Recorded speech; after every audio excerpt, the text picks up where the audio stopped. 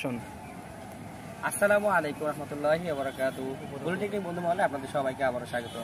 আজকের ভিডিও টপিকটা থাকতেছে যে কম জিপিএ বা কম পয়েন্ট নিয়ে আমরা কিভাবে ভালো পলিটেকনিক অথবা ভালো ডিপার্টমেন্টে চান্স পেতে পারি।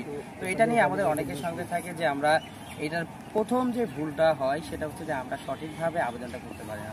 যারা সঠিকভাবে আবেদনটা না করার কারণে অনেক সময় দেখা যায় যে A+ পাওয়ার পরও আমরা কাঙ্ক্ষিত ডিপার্টমেন্টটা পাই না। তো গত বছরও যেমন A+ পেয়ে অনেকেই আমাকে কমেন্ট করছিলেন যে ভাইয়া A+ পাওয়ার পরও আমি বিভিন্ন পলিটেকনিক্যালি বিভিন্ন ডিপার্টমেন্টে চান্স পাই নাই। তো এটার মূল কারণ হচ্ছে আবেদনটা সঠিকভাবে না করার কারণে।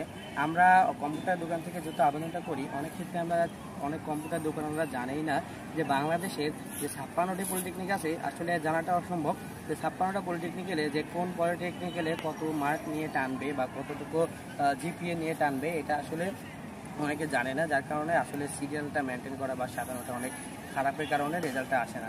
দ্বিতীয়ত দেখা যায় যে